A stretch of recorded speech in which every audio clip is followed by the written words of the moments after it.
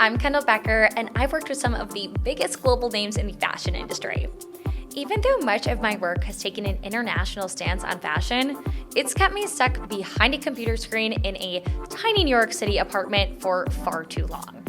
So I'm ditching the laptop, putting my trend forecasting skills to the test, and setting out to discover inspiring stories of fashion and culture from creatives around the globe to understand how they curate their world firsthand.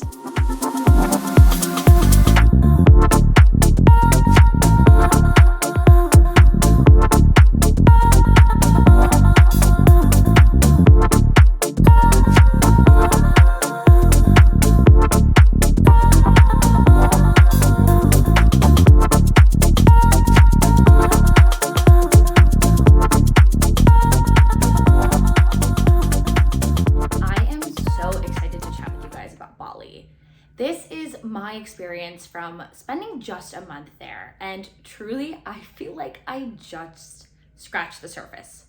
And it's funny because I spoke to so many women who've been there for 3, 5, 10 years, and they feel the same way too. The culture in Bali really goes so deep, and it almost has a little bit of this secret element to it, that there is just truly so much to learn. If you're not familiar, Bali is in Indonesia, which is actually one of the largest Muslim countries in the world.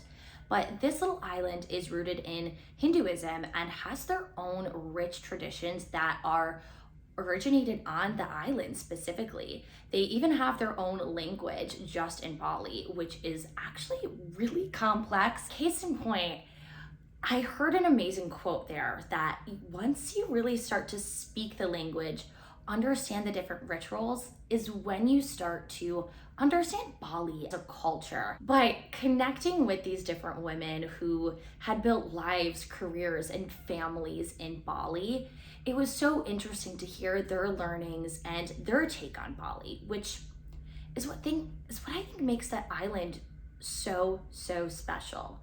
Is that the energy there, a lot of people call it Mama Bali or call it the center of the universe, and where a lot of this energy of the world is stored.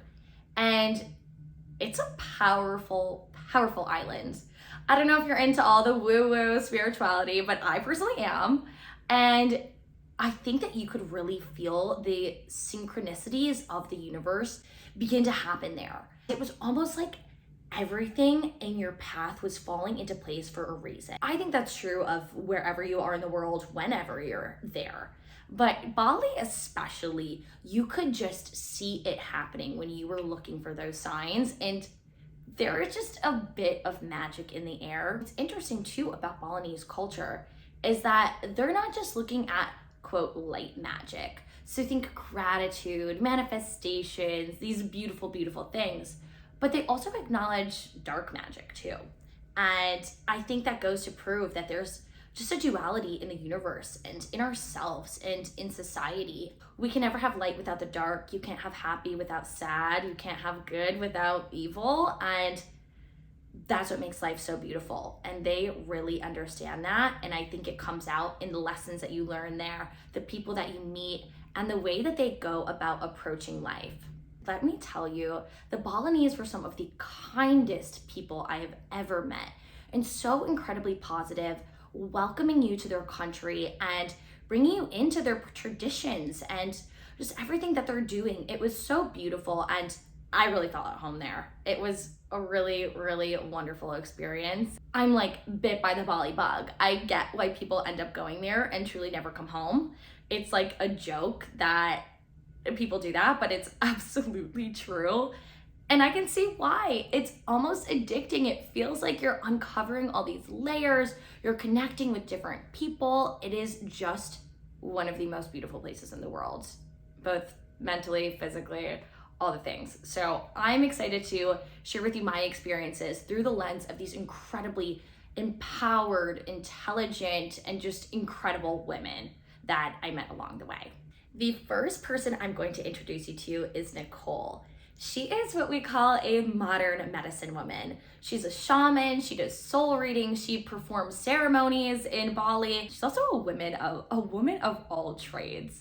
She actually started her career out as a model with IMG in New York and is now living in Bali, living this beautiful holistic life. I got connected with Nicole when I went to the Pyramids of Chi that's in Ubud, Bali, and it's this incredible grounds that has sound healing, readings of every kind, a cafe. It's all just beautiful. Like, it literally is these pyramids, and they're supposed to be energy centers. It's really freaking cool. But I met Nicole there when I actually did a soul reading with her. So we dove into some of my past lives and looking into the Akashic records. This is a whole thing. You gotta look into it. It's very woo-woo spiritual, which again, I love personally. But we dove in, we had such a beautiful conversation, really getting into those deep layers of life and why you're here. And she does incredible things. She does coaching. So you can work with her even from afar. You can get a reading with her. But I was so intrigued by her mindset and her story when I got to chatting with her that I knew I had to interview her for this project, get her on the podcast so you guys could hear her story too. It really is just the epitome of everything happens for a reason and you have to trust in the universe. Enough of me, let's dive into it. Definitely, one of those interesting people. I was born in Germany actually. So I grew up in Germany and traveled a lot as a kid and was never home in one place. Always been a gypsy, always been interested in many, many, many different things. Yeah. Which was faulted oftentimes. Are you nuts? Why so many different interests and creative outlets? But I just had that all my life. Yeah. So, from writing, from, the spiritual, the entertainment industry, the modeling, the acting, I'm a private pilot, I've done all of You're that. a private pilot too? Oh my gosh. Yeah, learned how to fly in Canada, so that was fun too, with the beautiful scenery, of course. And the show was absolutely epic. Oh my god, that's incredible. Yeah. Okay. So my life has always been about finding out more about everything. I'm not happy with superficial anything. I always want to dig deeper. If it's fashion, I want to know where it comes from, how is it made, and the art behind the photography and modeling and everything. So I want to go as deep as I can. Oh my god, yeah. Same with, just this experience of life and with my family, with living here in Bali now for 6 years. How deep can I go? Right. Yeah. I totally relate to that mindset too, of like, there is just so much to learn out there, and then when you have fun with it, it's like, okay, what else? Now I want to know this. Now I want to know that. Yeah. But it's tough because obviously, which we'll get into later, but it's so not normalized in our society, and there's so much pressure to be like, you're an X, you're a Y. Yeah, stereotypes. Yeah, right? yeah. So it was amazing for me to hear about like how your story is so versatile too. Mm-hmm. Yeah. I was never that. I could care less, because even in school I was the different one, the weird one, the wild one, the wicked one, the tall one, the extremely tall one. So it was like, okay, I'm different. What am I going to do with this? Right. And of course, our society preaches about certain ways of being and doing and acting and doing life, and everything has to go like this. And I was always like, bullshit. Life doesn't work like that. How about I come into like a cul-de-sac and I cannot go any further, and then I just turn around and do something else with my life. Yes. So that's what I've always done. I always tried things like acting, modeling, designing jewelry now. And I'm like, okay, does it still serve me? Is it still honoring who I am? Yes or no? If it's yes, let's keep going. If it's a no, I do something else. Totally. And like, we're ever-changing beings, and we have all these different experiences that it only makes sense to sometimes you hit the cul-de-sac and then you turn around. Yeah. And then you find a really beautiful new street, and like, that's what's so fun. Yeah. That being said, you had some New York days as well. I had some New York days, which was epic. I was Take me through that. Oh my goodness. It was basically it was my path from coming from Germany and all over Europe, modeling all over Europe. And then the next path took me to IMG New York, where I worked mostly in editorial, beauty, and runway for a while, and that was my late teens, right? So we're taking decades ago, and we're talking decades ago, and it was super good for my exploring my soul, my edges, what do I love, what do I not love. The fashion industry has a lot of things I absolutely love: the creativity, the people, the versatility, the uniqueness, you know how eclectic some people are. Also has some edges I'm not into, but of course we know all of these, right? So my New York days, New York's always another home for me, always. It's just one of these places I just love. Yeah. It's just, you know, if they're ingrained in your heart, what are you gonna do? You know, 30 years later, I'm like, I still love that place. Totally. So yeah. That is really cool. Yeah, New York, it teaches you a lot about yourself, whether you want it to or not. Like, that is what you're signing up for with New York. Especially the fashion industry there too. So everything has its pros and cons in life, and there's so many things like the people and connecting that like I love. There really is a lot that it's like, okay, I didn't know I was gonna learn that. Okay, maybe push my edge here. I'm like crying in the subway station and like don't know what to do with myself, but like, okay, you're gonna figure it out. Yes. It's wild. It teaches you. It's a jungle, just like Bali is, New York is. Yeah, it's just a jungle. Right? A different jungle, the concrete jungle. But so what did you learn from like those modeling and acting days? Like also, as some of you guys know, I also was in that space growing up.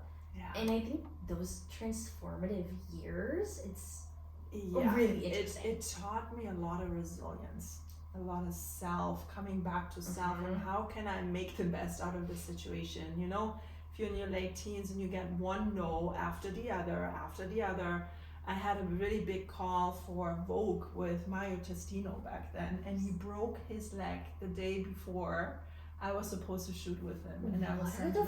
What are the freaking chances? Yes, I was sent home, and I was done. My world crumbled for quite a long time. I was like, I'm not deserving. This is not good. And now the career is done, and I'm finished. And you know, now looking back, I'm kind of laughing about this. I'm going like, oh my goodness, Nicole, was it really that difficult and hard? And you were actually never supposed to really be that successful at it. It's just not who you are as a person. I'm just not made for that world, for long-term, short-term fun, yes, but not long-term. And but it crumbled me. So a lot of resilience and just I kept working on myself, mostly on my attitude, my mindset. Tell me like what was that moment to what you're doing now, being in Bali with your family. You have these like beautiful businesses set up. Tell me like what that kind of final step was to like get here. It was definitely a journey. There was no final step. But what happened is we lived in Vancouver, and my husband was traveling 24/7. He was gone. I had 2 little kids. I was working my business. I had my little basement session space, you know. But he was gone. Didn't see the kids. I was busy and didn't really have time for my kids either. I had a nanny. And we were like, what are we doing? Why are we doing this? Is this how we want to raise our kids? Is this how we want to live? Is this what we want to give our kids to go on with in life? Right. And we sold everything. We sold the cars, the house. We sold everything we owned, every toy, every furniture, every piece of clothing. Every piece of everything we had, because we said, sure, we can put it all in storage, but that's not the idea. If you liberate yourself, you go all the way. So 4 suitcases later, on a plane, first to Japan, off we went, and discovered, you know, first went over to Asia, Japan, Malaysia, Singapore, and then more into Australia, New Zealand. Before Bali was like, I like you. Come on over. And it was never the plan. Never the plan to land in Bali. Wow. For vacation, yes. Yeah. Sure, let's check it out. What this Eat, Pray, Love thing is all about. And but then Bali never really let us go. It was really impossible to leave. Everywhere we wanted to go to, every door closed, and Bali was always open. It's like, you're staying with me, okay. And Bali has been gracious, has been super supportive. The energy here, you can feel that, you know, it's very different than anywhere in the world. So definitely still want it here, so I'm gonna stick around until that changes. I love that. What was it like settling in here and like navigating the land that, of course, is so different than Vancouver? A lot of ego deaths. Uh-huh. I mean, I'm a pretty strong personality, so I was swearing a lot. What the hell is this? And how come they can't do this? And there's not even real roads, and there's not a sidewalk, and why is it always hot? And I need my 4 seasons, and a lot of stuff going on in the beginning. And just the mosquitoes alone pissed me off so much. I was my god! I mean, I'm allergic to mosquitoes. Are you? So I like blow up. Yesterday I was bitten on a lip. I looked like a beauty treatment gone really wrong. Yes, yeah. So that happened. Man. There was a lot of, actually the biggest thing about Bali is I say Mama Bali teaches me every single day to let go, to be present, to just really be there. And we can fight it. And I've seen people fight it all the time. Friends of mine who live in Bali as well, and they fought it and came with their masculine pushing energy. Yeah. And what happens? Bali throws you out. Something major happens. You get deported. You are really sick. You need to go home. Bali throws you out. There's no prisoners taken. It's like either you stay and you're in it, and then you contribute to Balinese culture and to their well-being, or Bali kicks you out hard. I've seen it so many times. Yeah. Oh my god, it is such a powerful island, and it really I feel like the unexpected is going to happen. Tell me about integrating with Balinese culture, and it is so strong and so specific, and I feel like it's kind of tough to even learn about. It's very difficult. Is what I found so surprising here. Is like, okay, I'm going to spend a month in Bali. I'm going to learn so much. Like, have I learned a lot? Absolutely. But in different ways. And oh my god, just the wanting to dive in, and it's all kind of like, yes, it's very mysterious. Yeah. And complex. The Balinese Hinduism. For me, it worked by joining the ceremonies and going to the temples. And we have one Balinese brother that kind of really supported us. And I'll do this, and I show you how to do this. And integrating, and I'm not good at that yet, I have to admit, comes with the language, learning Bahasa. I can speak a little bit, I can say the minor things, but if you want to be in that culture, you have to speak the language. They're just not as good at English, to really be in a communication space where you can really, talk about your feelings and your emotions and what's going on in your life. You can't do that exchange casually. That makes sense. There was something too that, I don't know if this is true because I haven't really looked into it, but someone was talking to me about the way that the language structure is set up from English to Balinese, and how we have such a complex language in English that I feel like forces us to kind of flower around things, and there's just a lot more straightforward. Absolutely. And I think that's really interesting, really powerful also, of you're really diving in and speaking direct of what you really need. Yes. To give you an example, it makes me laugh, but would it be possible if we could do this at this time in this way in Bahasa? The answer would be bisa. Yeah, can. Works. Done. There is no, flowering around anything. It's like bisa or tidak, cannot. Right. It's boom boom. So it's so funny. And I feel like before I knew, it was maybe they're not the best at English, or something like that, but you're oh no, they're just really this is what I mean, and that's how I say it. It's really fascinating, and you said, it's powerful. Very cool. Absolutely. And you have Bahasa and you have Balinese, and Balinese is very difficult to learn, very complex, very, very difficult. Oh, I don't know, I know, thank you and you're welcome, but that's it. It's so complex. It really is. There is so much to freaking learn here. So I feel like everyone I've been talking to too, who's been here for years, but even in that, you're oh my god, I'm barely scratching the surface and everything. You really get a be one with it and take the time. Just by time itself, you know, Balinese, for the Balinese, now it's the year 1943. They live by the moon calendar, the calendar of the moon. They don't live by the Gregorian Western calendar like we do in 2023. Wow. So that's also why everything feels slower, you know. Their whole days, their months, their years are completely organized differently. So for the new moon and, you know, black moon and full moon, that's what they go by mostly. And there's ceremonies and there's rituals, and then, you know, you've seen all the chanang, the offerings. There's 6 a day, you know. Oh my God. And these are just to keep the elemental spirits happy. So everything is cool. Everything is jiving. Okay, so now that we've talked about spiritual health, let's talk a little bit about physical health. And they are definitely tied. Do not get me wrong. There is certainly a mind-body connection, as I'm sure so many of you know. But my next guest is Nadine. She is, again, just another amazing woman who is so well-rounded. I was obsessed with her. Her energy is just so fiery, so magnetic, and like I went to her shop to film this. And I stayed there for far longer than expected. We were just having so much fun together. She is so freaking cool. She started with a tattoo shop, and then it turned into a holistic healing business. And she makes these incredible tinctures that have really powerful healing properties and do everything from healing hormones to helping you sleep better at night.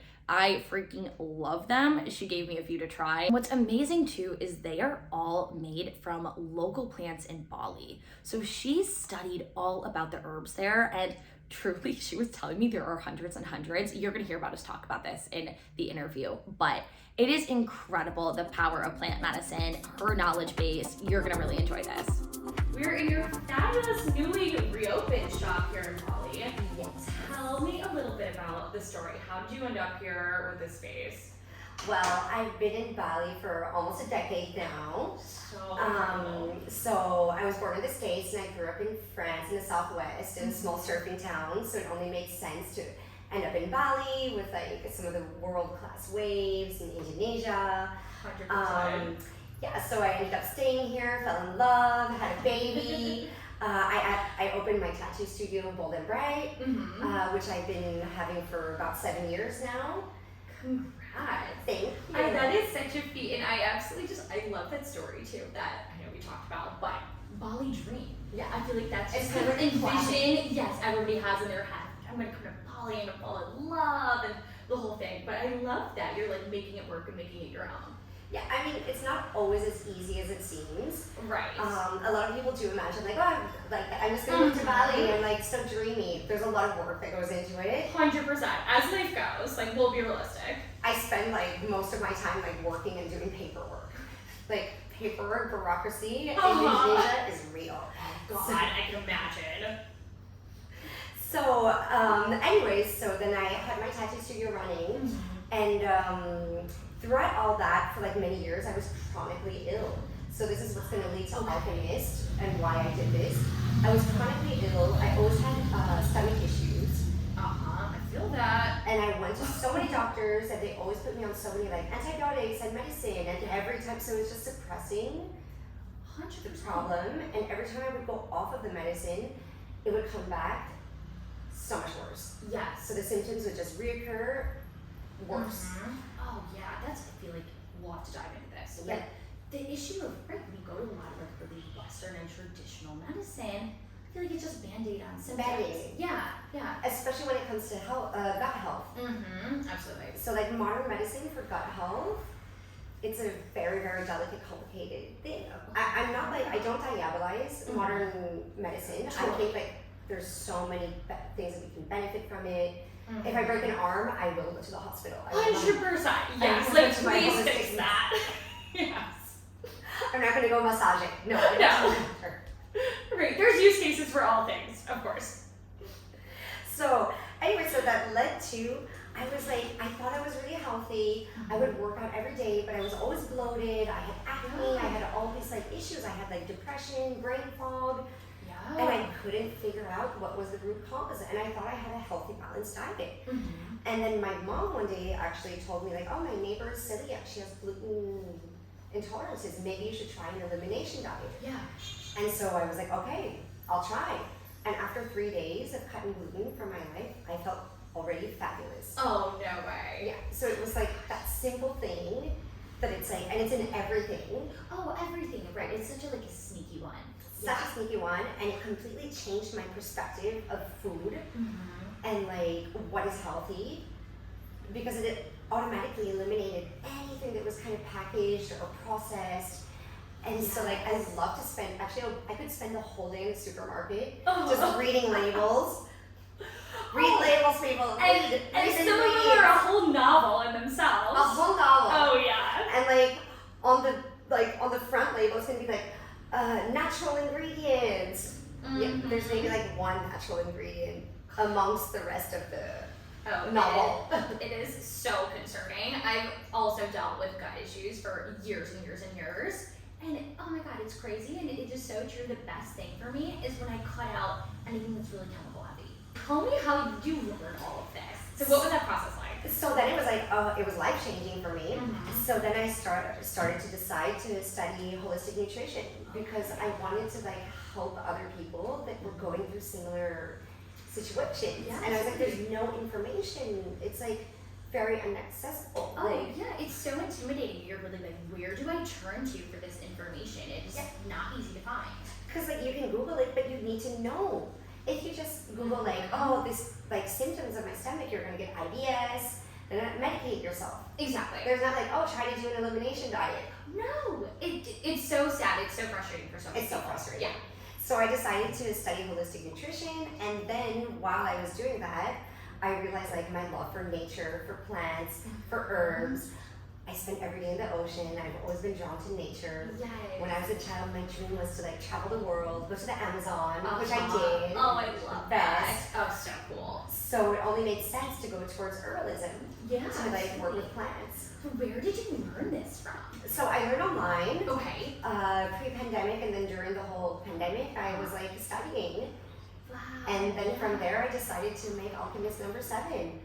And Amazing. the goal was, I studied clinical Western herbalism. Okay.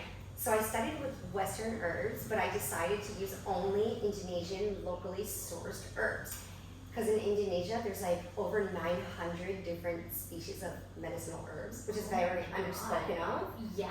I mean, we're in the islands of spice. Right, 100%. Indonesia was colonized for over 400 years for its spices and its herbs, which a lot of people don't realize this. Oh yeah, absolutely. So nutmeg, I work a lot with nutmeg, which is become a kitchen staple. A lot of herbs that became kitchen staples are actually very powerful herbs, and they're very underspoken of. So I tend to work a lot with those kind of things.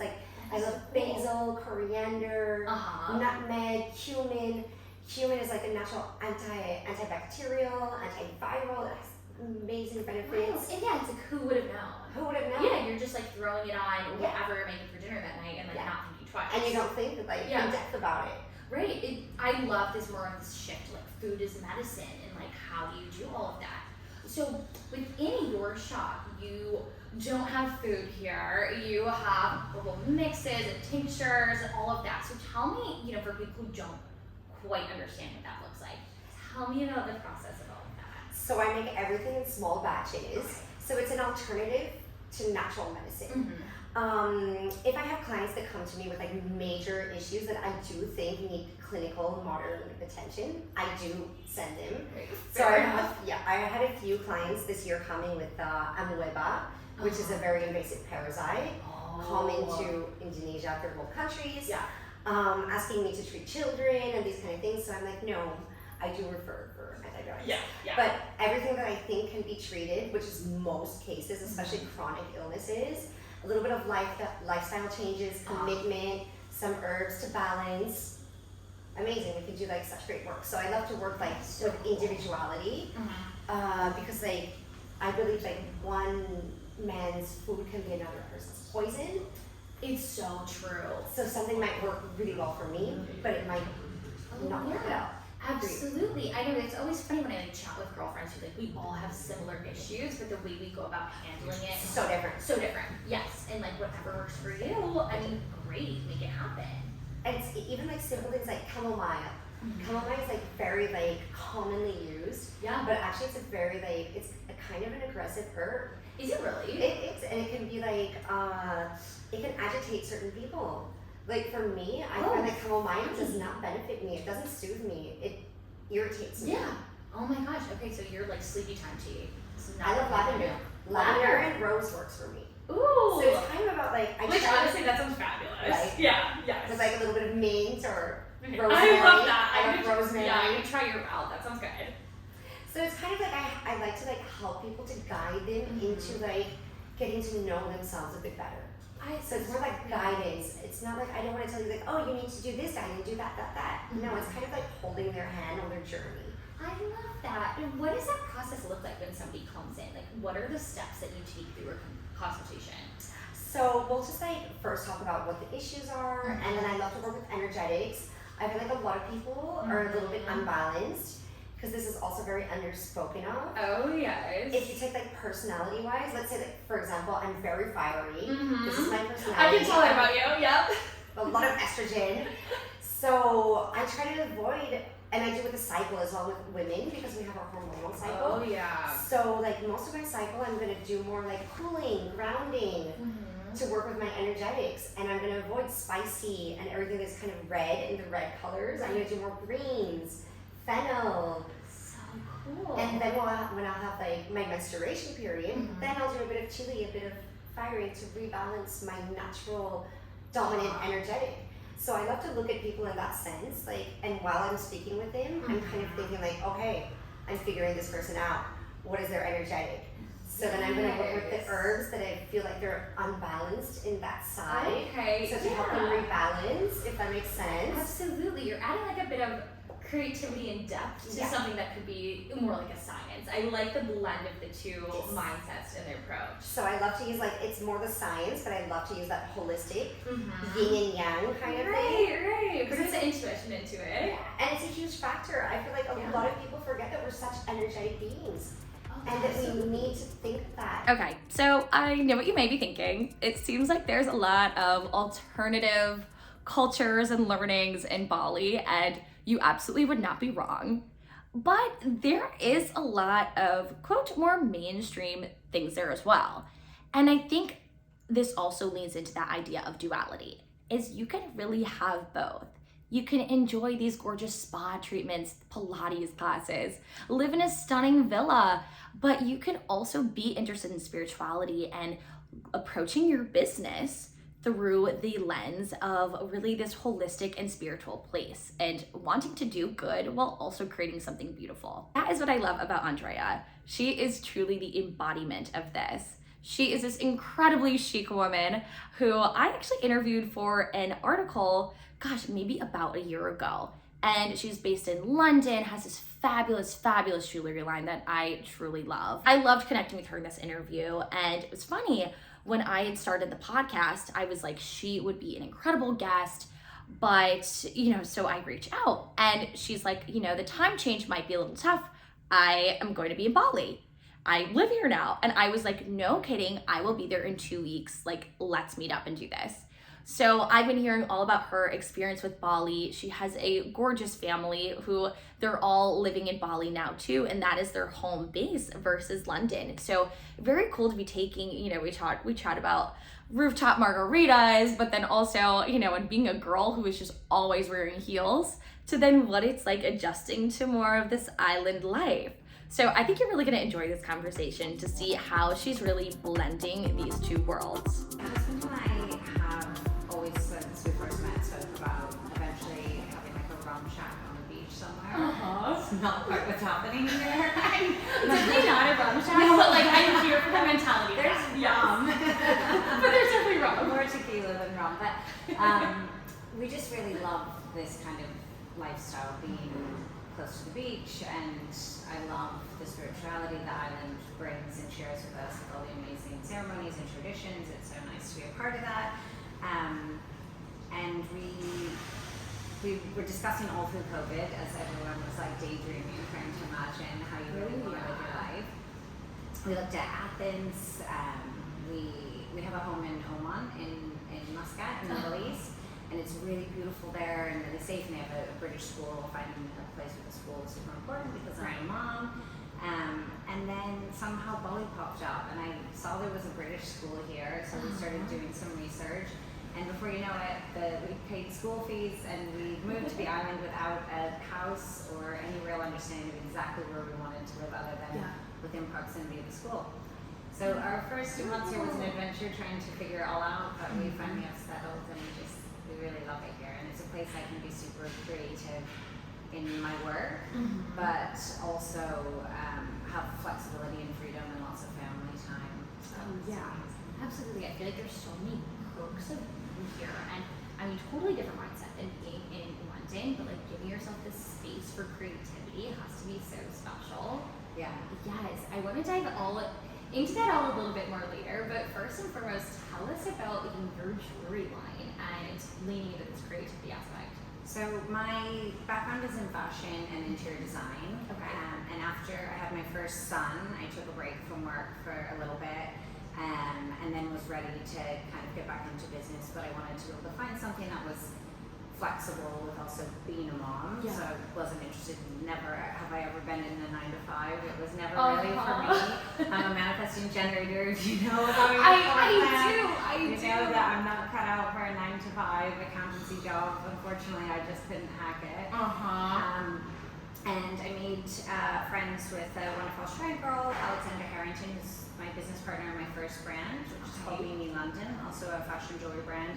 And after having that for about 7 years, I felt like I learned so much from so many mistakes. As you know, as an entrepreneur, you go through a lot. Always. And you learning experience every day. Every day, still you think you've learned all the lessons, and the universe does not yet.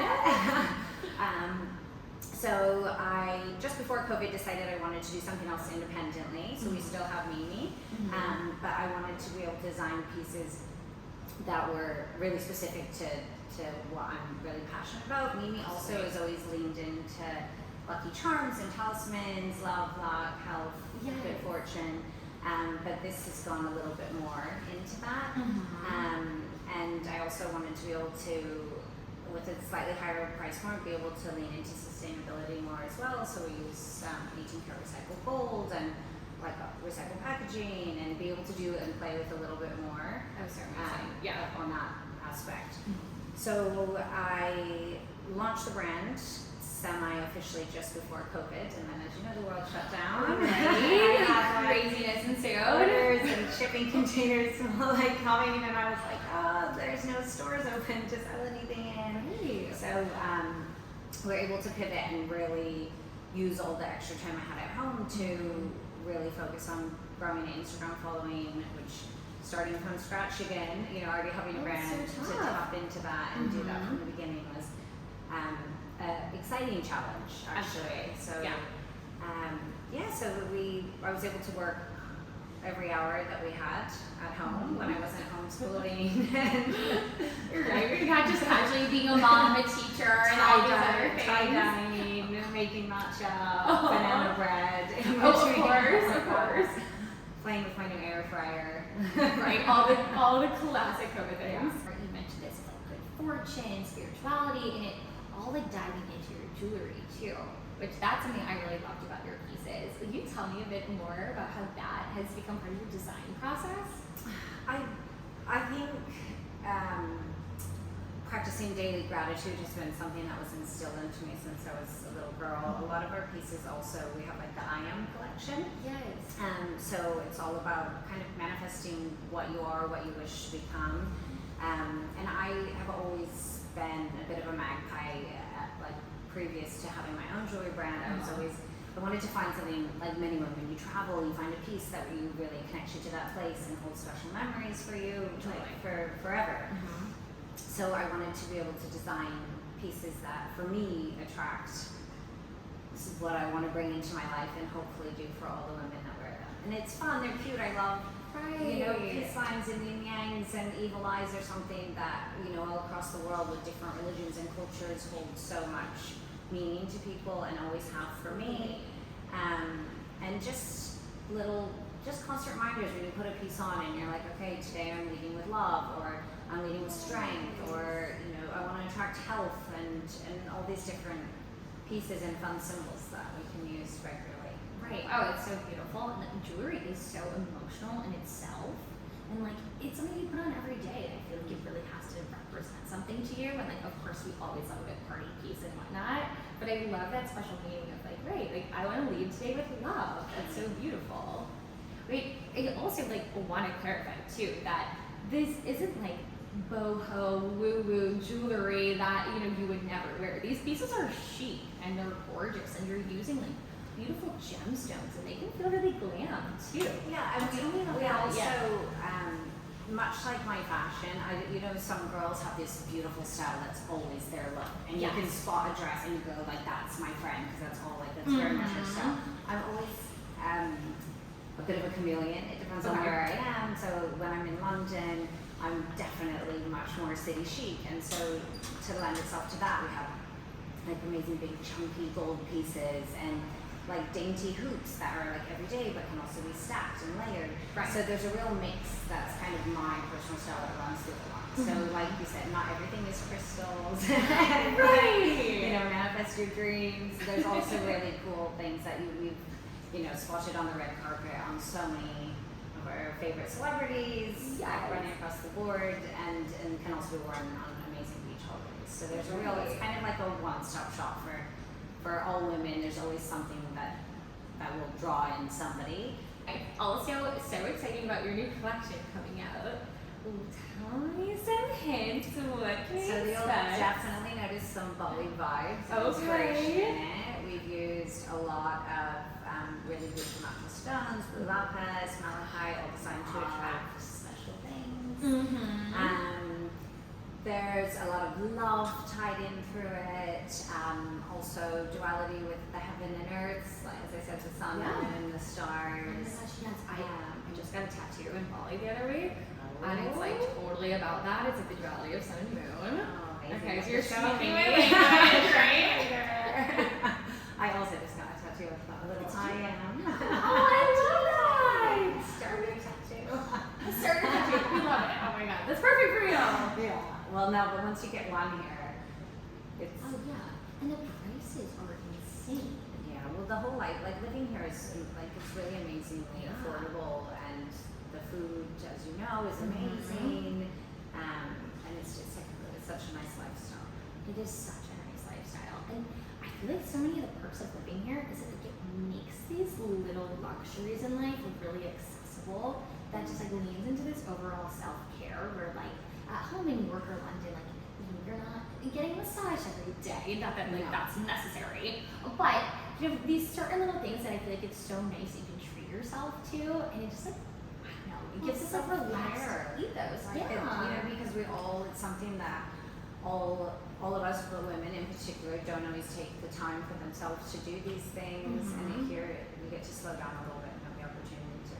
Absolutely, it's like that idea of being empowered and feeling worthy of those things, and really letting yourself have them. I think is so freaking nice, and also hard to ever go back to not doing that. I know. I love London, and it's been my home for so long, and it's such a beautiful city. I'm originally from the West Coast, from Washington State. Lived in Miami. I've kind of scooted around a little bit, but I think that this is going to be home for a while. We just love it, and the Balinese are just so welcoming and kind. And as I mentioned earlier, the traditions. You were here the other day for Galulang, and it's such an amazing celebration, and so many places, particularly cities around the world, cultures have been diluted a little bit, and tradition has been diluted, and here it's such an importance in the center of community here, and it's so nice to be a part of it from afar at least. So remember what I said about Bali sucking you in and the universe sending you these little inklings about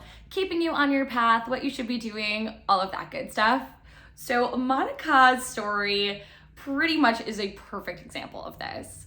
She actually came to Bali on a girls' trip, and it happened to be during COVID. She ended up staying, and she's been there for, I want to say it was 3 years now. I totally see why the island sucks you in that way. But it wasn't just because she loves it, it's great, it's fun. she ended up having this idea for a business. She'd worked in the fashion industry all prior and had this idea that she had been working on previously that once she got to Bali ended up flourishing.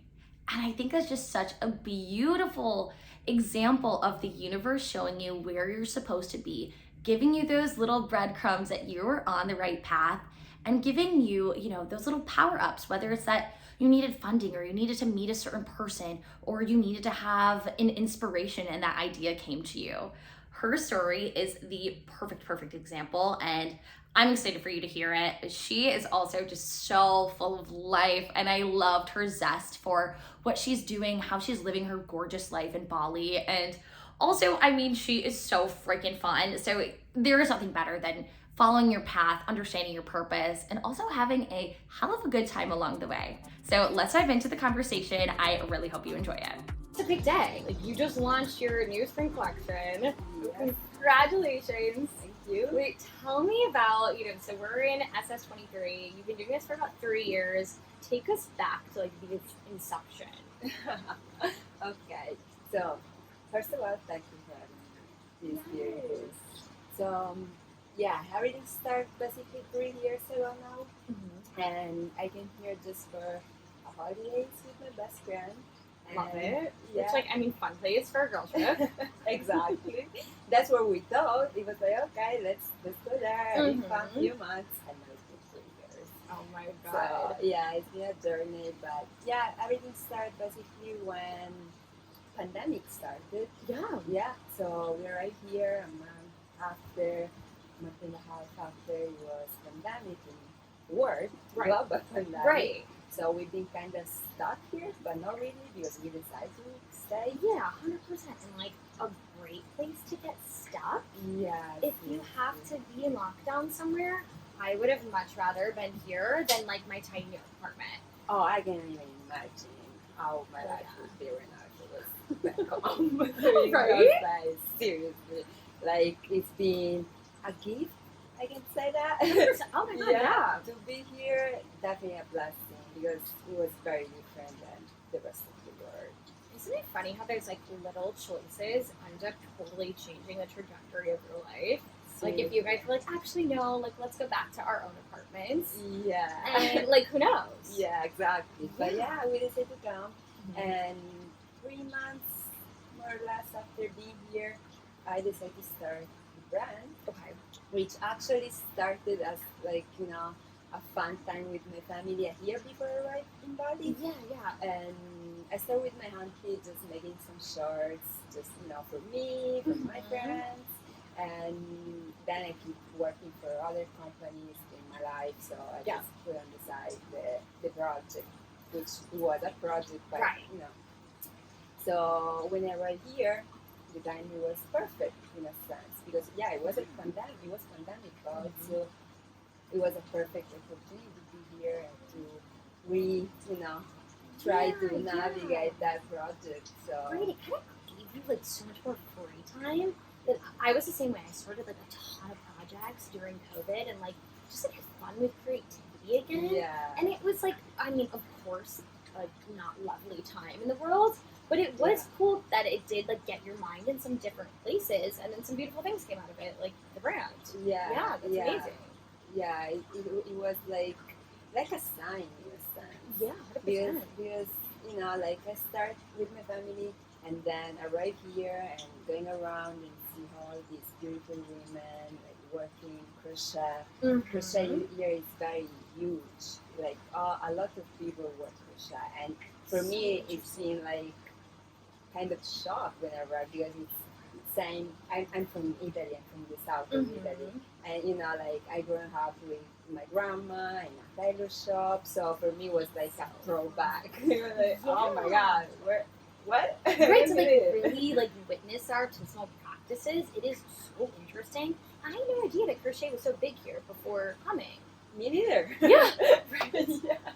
I had no idea, and then one day it was just okay, let's see it happen. I was around the island, and someone told me about this place. It's a small village in Bali, and basically all the women there just work doing crochet. Wow. So everything started from there. slowly keep growing, and now it's 3 years. And then here we are. So tell me about like getting connected with this group of women. Like, how did you go about working together and like taking your vision that you had and then like their just like historic craft. Like, tell me about that process. It's been a process. Yeah, I can imagine. First of all, because the language barrier.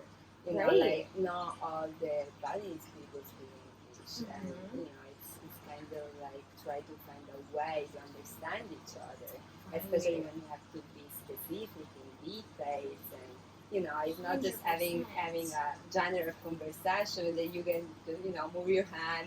As a Italian, I'm good on that. Oh my god, exactly. Yeah, you're the pro. But at the same time, it's like no, we have to be more specific here. So it's been like try to meet each other in a sense. Okay, Since yeah. when we met, I try to understand them and they try to understand me. First of all, as different culture, we have a different way to work. We have timeline. We are very like European people, and they are the opposite. There's a lot of ceremony here. There's a lot of holidays, and when you have to schedule things, it's not very easy at all.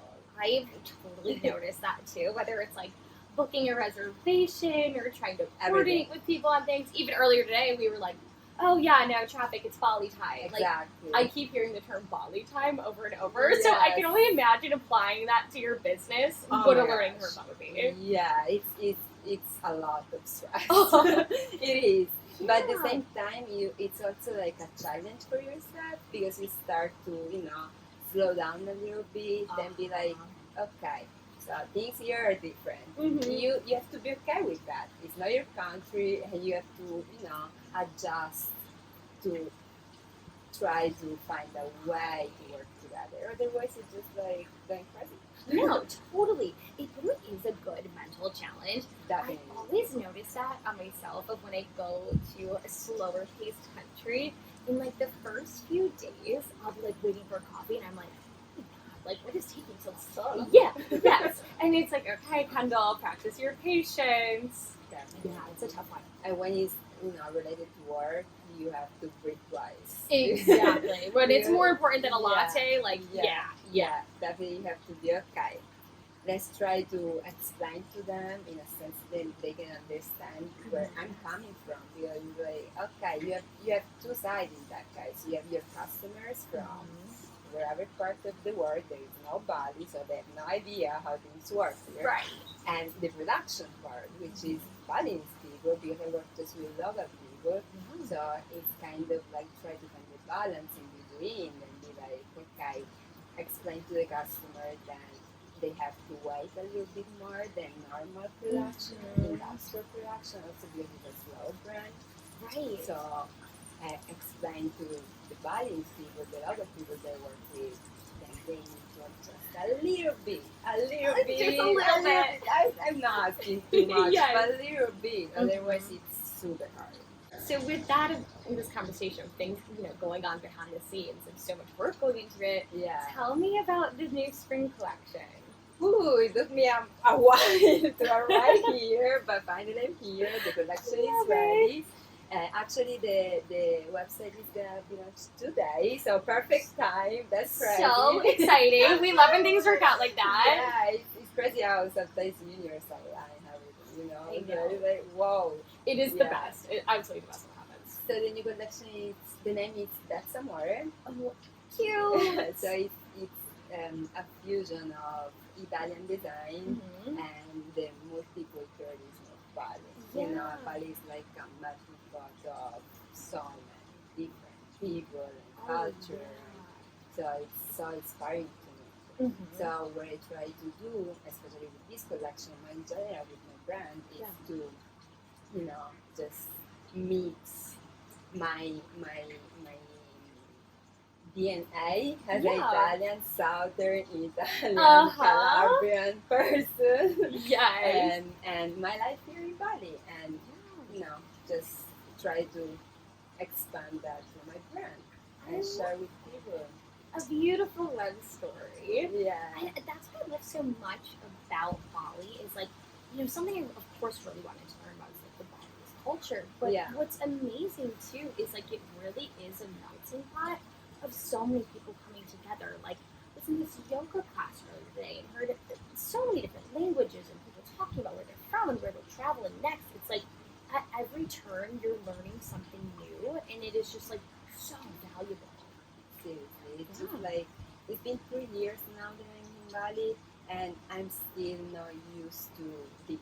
Like like I can see a restaurant and here on my left side someone talk like Spanish and the other one Russian and the other one Italian. And I'm like, okay, it's Bali, or it's it's like a lot of people from around the world here. So it's everything is so inspiring because it's you have all this mixed culture around. And it's like and all this nature. It's just the nature so per se. insane. Look where are we? Like, Right? there's plenty of different plants in one small square. It's like It's mind blowing. It's like things I can't even fathom. If I was in my New York block, I'm like, there's 2 trees.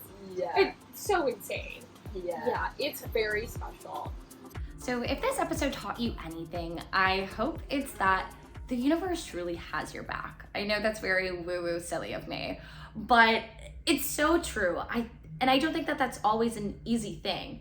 Learning from these stories, right? Like there's a lot of hard lessons in there and career pivots, life pivots, all these different things that feel so unexpected that maybe weren't part of plan A, but plan B or plan C or D ends up being one of the most beautiful experiences of your life. I truly resonate this with myself, and looking back at my 2022, 2023, so many plot twists had happened in my life that led me to create, this film project or my podcast or meet these amazing people from around the world that I never would have gotten connected with otherwise. And I think the energy in Bali, these conversations that I learned there just really further drilled that down, that even though something is hard, you're looking at the greater good and you're following your path and you're not just doing things selfishly, right? You're taking your own learnings and your own passions and purpose of why you're here, and you're connecting back with the land or these other cultures to create something that is so much more beautiful than you maybe ever set out to create. I hope that you enjoyed this Bali story. As I mentioned, this is just my experience and we are just barely scratching the surface on their beautiful culture, but I wanted to share with you my takeaways, my lessons, and introduce you to just some of the beauty that is there and some of these incredible people from around the world. So I hope that this inspires you to visit Bali one day, get connected with maybe one of these beautiful businesses, and just grow, be cultural, and be connected. But until then, I can't wait to see you here next time.